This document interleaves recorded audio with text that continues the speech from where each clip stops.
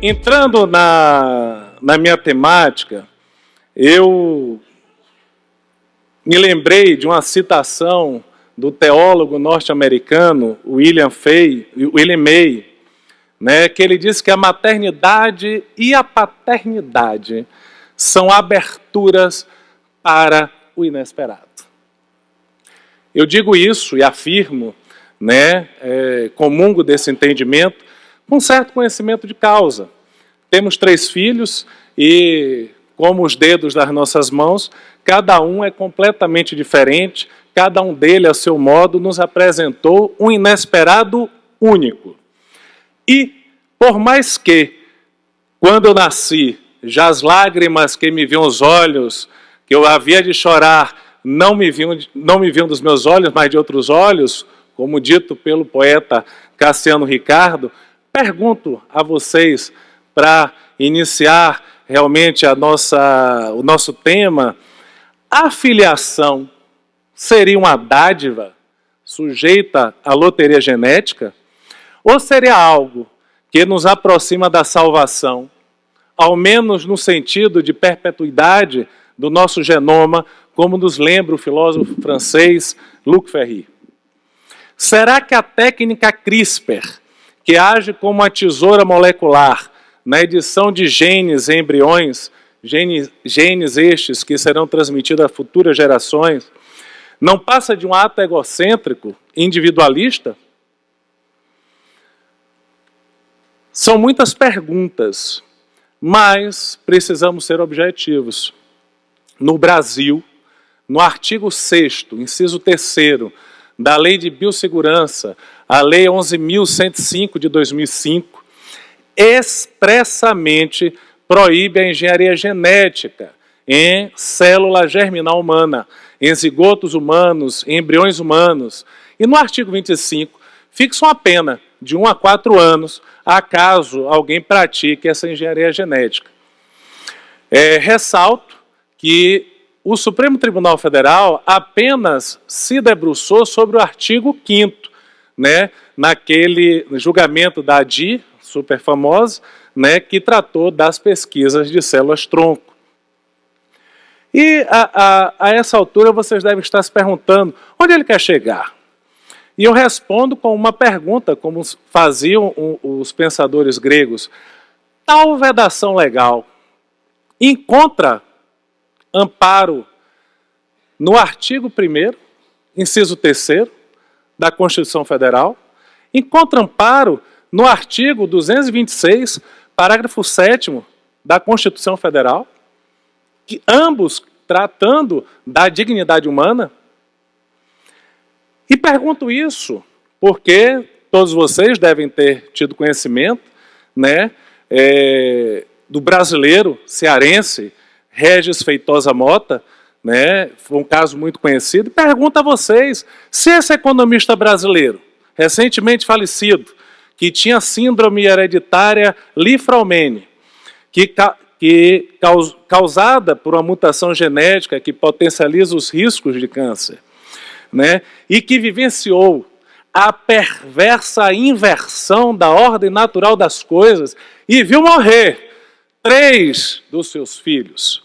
Beatriz, de 10 anos, o Pedro, de 22 anos, e a Ana Carolina, de 25.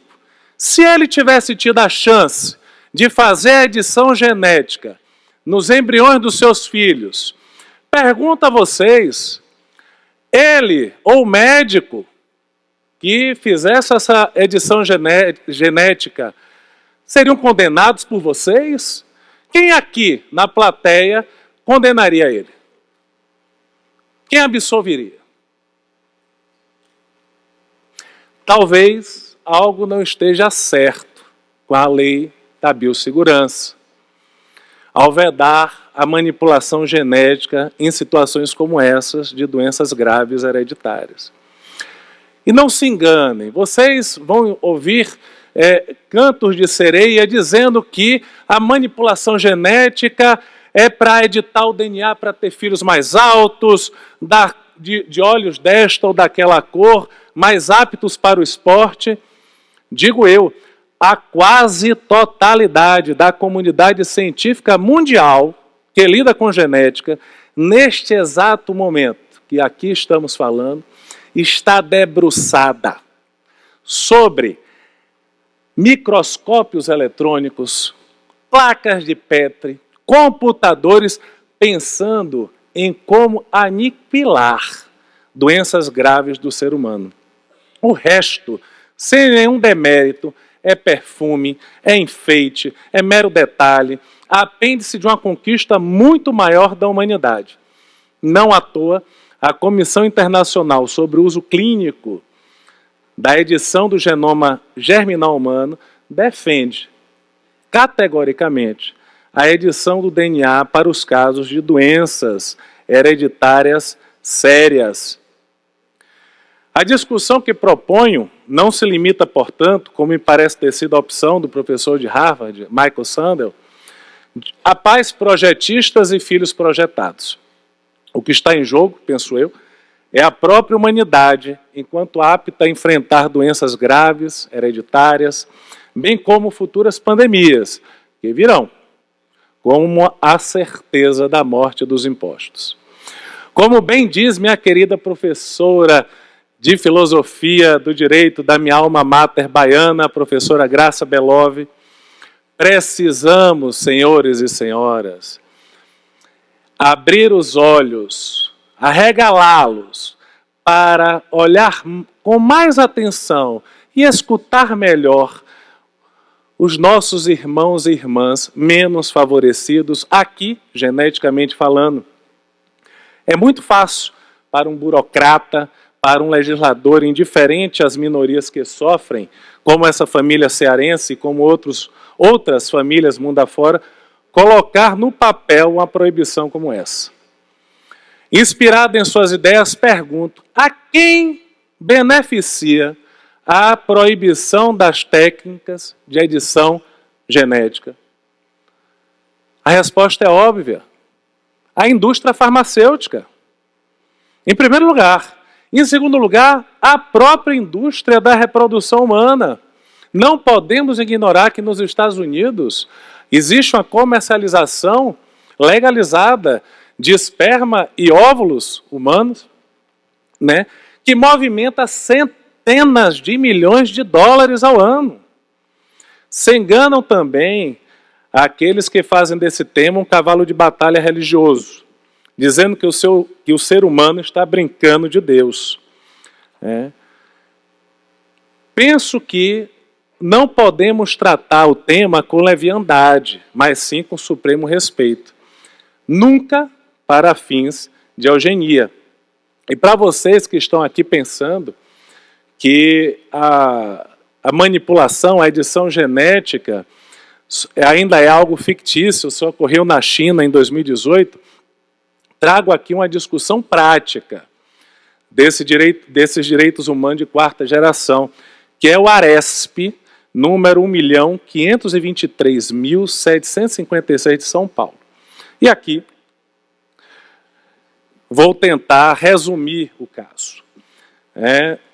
Casal se conheceu e recém-conhecido fizeram um tratamento para engravidar em famosa clínica de São Paulo. E no segundo ciclo, essa senhora engravidou, essa pessoa engravidou, e o companheiro, o pai, tem um acidente vascular cerebral, é internado, entra em coma, vem a óbito, e feito o reconhecimento, entra com a ação de reconhecimento de paternidade, havia uma exclusão no cromossomo Y.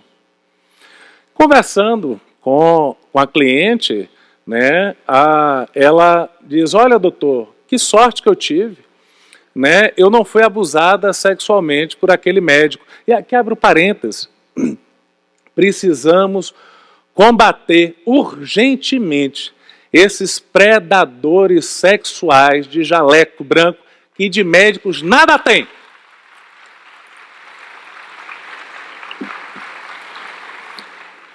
Pensei eu, sorte tenho eu, que durmo e acordo com a mulher dos meus sonhos.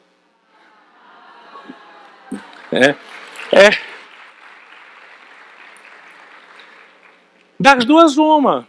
Ou essa criança, esse embrião, sofreu uma mutação genética, ou, o que é mais provável, tem havido uma edição do DNA sem o conhecimento dos pais. Processo, em primeira instância, paternidade reconhecida, segunda instância, e aqui existem muitas advogadas e advogados, né? Então, filhos da mesma têmis, né? E mártires do mesmo sofrimento, assim como eu, sabem que muitas vezes os tribunais de justiça são duros. E o Tribunal de Justiça disse que bastava aquela exclusão, única exclusão, para essa criança dizer que essa criança não era filha do falecido. Recurso especial, inadmitido, agravo em recurso especial. Agravo em recurso especial, monocraticamente improvido. Sobrevém agravo interno, em agravo em recurso especial. Então vejo a grande dificuldade de se trabalhar essa situação. E aí, né, me lembrei do meu saudoso mestre Calmon de Passos, que dizia que o processo civil nunca pode ser usado para trancar porta alguma do judiciário, apenas para abri-las. Né? E o ministro relator, né, ele se comoveu com aquela situação, aquele direito personalíssimo de reconhecer a sua origem genética e devolveu os autos para o tribunal para que rejulgasse embargos de declaração, que foram julgados, providos. O processo retornou para a primeira instância e hoje está se aguardando fazer uma perícia complementar. Então, são casos, senhores e senhoras, que acontecem, que todos nós, em algum momento, vamos nos deparar. E agora, pulando para o tema, e aí já caminhando para a finalização, vou falar rapidamente o que eu chamo de gravidez jupiteriana, né, ou jupiteriana. Por que isso? Na mitologia grega, Zeus e Semelê se apaixonaram, Semelê engravidou, e imprudentemente pediu a Zeus que mostrasse a ela ele como ele era. Né? E ela, não aguentando aquela visão de Deus, ela humana, pegou fogo, e Zeus abriu o ventre, pegou Dionísio, que ainda não estava inteiramente formado, e colocou em sua coxa, né? Salvando-a, né? Salvando-o. E passados muitos milênios, desde que esse mito grego foi pensado, estamos aqui discutindo a possibilidade científica da gravidez artificial humana. É uma máquina que já tem sido utilizada, é real, para simular o ambiente mágico do útero, por enquanto apenas de animais irracionais, ratos e ovinos. Né? E trago apenas aqui alguns questionamentos, né, que precisamos fazer. O útero artificial seria uma nova modalidade de reificação, coisificação da mulher, do corpo feminino? Olha o perigo que se avizinha. Uma coisificação do próprio embrião. Meu corpo, minhas regras, sem corpo, sem regras? Será que esse útero artificial vai equivaler à aniquilação da mulher, não só como pessoa, mas sobretudo como figura e função maternas? São muitas perguntas para que a gente possa responder, mas eu digo que nenhum incêndio começa grande. E hoje o IBDFAN, esses dias de congresso, ele iniciou pequenos incêndios.